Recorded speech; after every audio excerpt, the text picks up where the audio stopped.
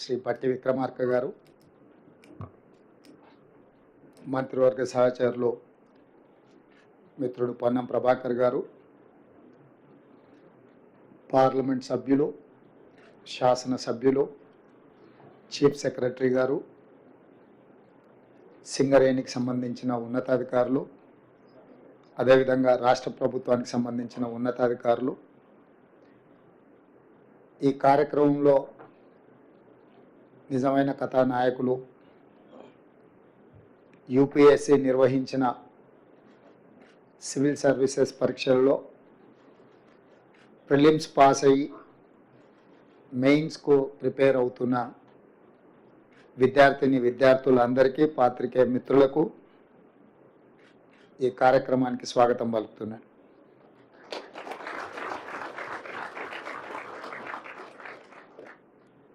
తెలంగాణ ఉద్యమం, తెలంగాణ రాష్ట్ర సాధన ప్రధానమైన అంశము నిరుద్యోగ సమస్య. నిరుద్యోగ విద్యార్థుల యొక్క ఉద్యమం, ప్రత్యేక తెలంగాణ రాష్ట్ర సాధన. అందుకే కాంగ్రెస్ పార్టీ ప్రజాప్రభుత్వం ఏర్పాటు చేసిన మరుక్షణం ఈ నిరుద్యోగ సమస్యను శాశ్వతంగా పరిష్కరించాలన్న ఆలోచనతోటి దీర్ఘకాలికంగా వాయిదాలు పడుతున్న ప్రభుత్వ నియామకాలను 90 రోజుల్లోనే 30,000 మందికి ఉద్యోగ నియామక పత్రాలు పేరున ఎల్బీ స్టేడియంకు ఆహ్వానించి ప్రజల సమక్షంలో వాళ్ళ తల్లిదండ్రుల కళ్ళల్లో ఆనందం చూస్తూ 30,000 మందికి 10 సంవత్సరాలు వాయిదాలు పడుతున్న ప్రభుత్వ ఉద్యోగ నియామకాలను చేపట్టడం జరిగింది. అదే కాకుండా ఇంకొక 35,000 ఉద్యోగాలకు, అది గ్రూప్ 1 కావచ్చు, గ్రూప్ 2 కావచ్చు, గ్రూప్ 3 కావచ్చు, లేకపోతే డిఎస్సి నోటిఫికేషన్ కావచ్చు, ఇతర నియామకాలకు సంబంధించిన నోటిఫికేషన్లు ఇంకొక 35,000కు నోటిఫికేషన్లు ఇవ్వడం ద్వారా నిరుద్యోగ సమస్యను పరిష్కరించడానికి ప్రభుత్వం చిత్తశుద్ధితో ప్రయత్నం చేస్తున్నది అని లక్షలాది మంది నిరుద్యోగ యువకులకు విశ్వాసం కల్పించడానికి సంపూర్ణమైన ప్రయత్నం ఈ ప్రభుత్వం చేస్తున్నది.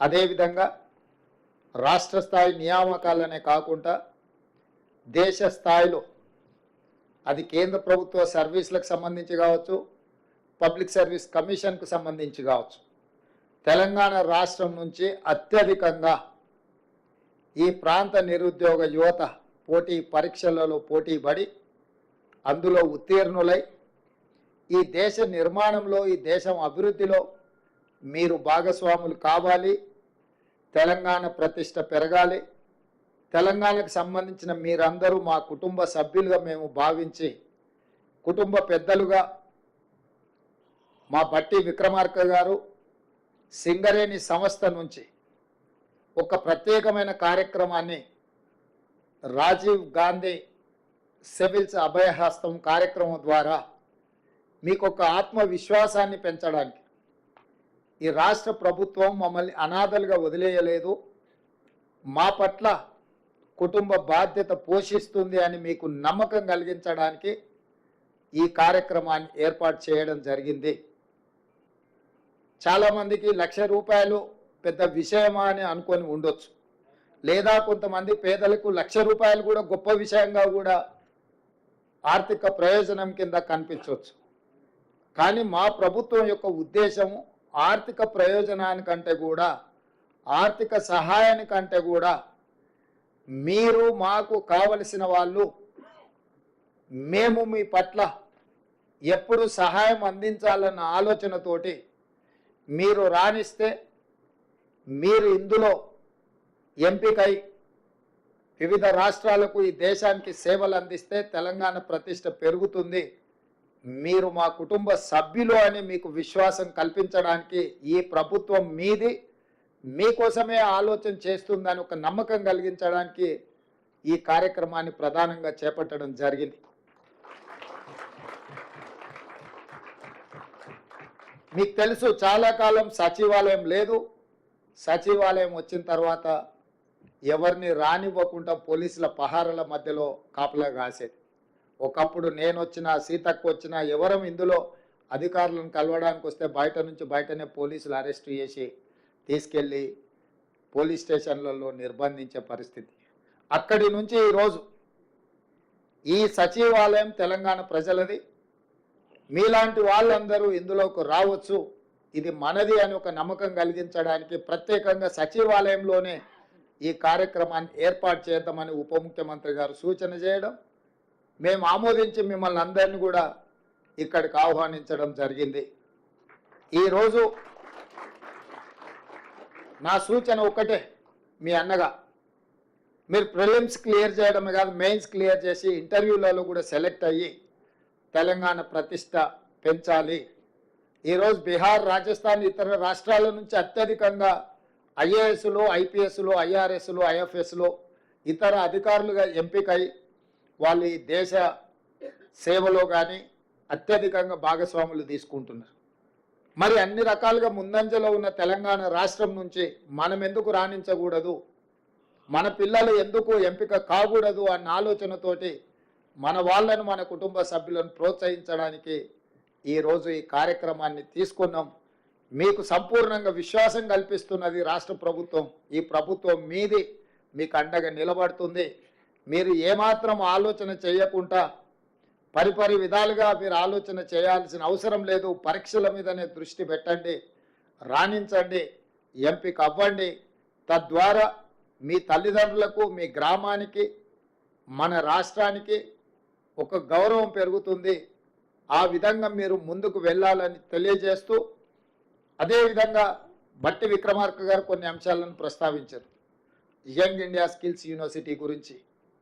ఈరోజు తెలంగాణలో విద్య సర్టిఫికెట్ కోర్సులకు మాత్రమే పరిమితం అవుతున్నది. నేను చాలామంది ఇంజనీరింగ్ గ్రాడ్యుయేట్స్తో నేను ఇంటరాక్ట్ అవుతున్నా, మాట్లాడుతున్నా. ఇంజనీరింగ్ సర్టిఫికెట్ తీసుకొని బయటకు వస్తున్నారు, కానీ వాళ్ళ యొక్క నైపుణ్యం ఆ స్థాయిలో లేకపోవడం వల్ల నిరుద్యోగ సమస్య పట్టి పీడిస్తుంది. ఇంకొక పక్కన పరిశ్రమలకు సంబంధించిన వ్యక్తులు, పరిశ్రమలు నెలకొల్పిన వాళ్ళు వస్తున్నారు. మాకు హ్యూమన్ రిసోర్స్ తగ్గిపోయింది, మా దగ్గర నియామకాలు చేపట్టాలంటే అసలు ఎవరు రావడం లేదు అని వాళ్ళు వస్తున్నారు. సో మేము మంత్రివర్గ సహచరులతోని ఆలోచన చేసినాం. ఒక పక్కన పరిశ్రమలకు సంబంధించిన యజమానులు నైపుణ్యం ఉన్న మాకు యువత దొరకడం లేదు అని చెప్తున్నారు. ఇంకొక పక్కన సర్టిఫికెట్లు, డిగ్రీ పట్టాలు పుచ్చుకొని యువత బయటకు వచ్చి మాకు ఉద్యోగ అవకాశాలు రావడం లేదు అని వాళ్ళు మాట్లాడుతారు. వీళ్ళిద్దరి మధ్యలో ఒక అంతరం ఉంది, ఒక గ్యాప్ ఉంది.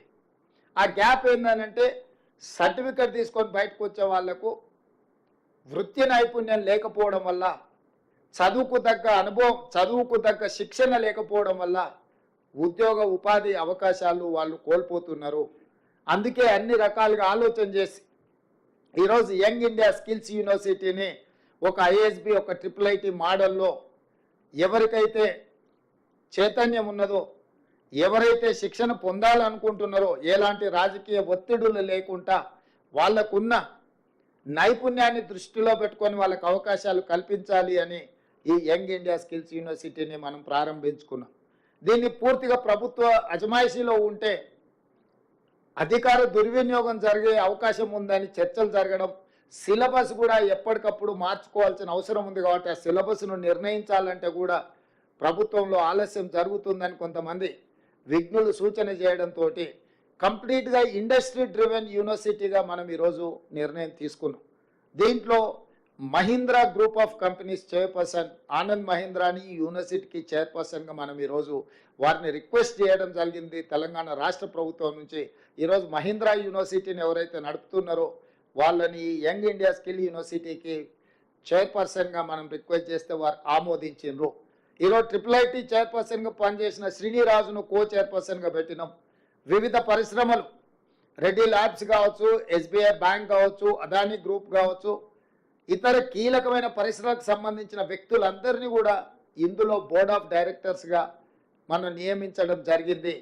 ఇందులో ప్రధానంగా నిధుల సేకరణ నుంచి శిక్షణ ఇచ్చే వరకు కంప్లీట్గా ఈ బోర్డే పర్యవేక్షిస్తుంది. ప్రభుత్వం కేవలం ఫెసిలిటేటర్ మాత్రమే. అందుకే ముచ్చర్లలో నిర్మించబోయే 4th సిటీలో 60 ఎకరాల భూమిని దాన్ని నిర్మించడానికి అవసరమైన కోట్ల రూపాయల నిధులను రాష్ట్ర ప్రభుత్వం మంజూరు చేసింది. ఈ అకాడమిక్ ఇయర్ వృధా కాకూడదని ఈ సంవత్సరం 2000 మందికి శిక్షణ ఇవ్వాలని ఎస్కి ఇంజనీరింగ్ అకాడమీలో ఈ సంవత్సరం 2000 మందిని ఎంపిక చేసి శిక్షణ ఇవ్వమని ఆదేశాలు ఇవ్వడమే కాకుండా నెక్స్ట్ ఇయర్ నుంచి ప్రతి సంవత్సరం 20,000 మంది స్టూడెంట్స్ను ఈ యంగ్ ఇండియా యూనివర్సిటీలో ఎంపిక చేస్తున్నాం. సర్టిఫికెట్ కోర్సులు ఉంటాయి, డిప్లొమా కోర్సులు ఉంటాయి, డిగ్రీ కోర్సులు ఉంటాయి.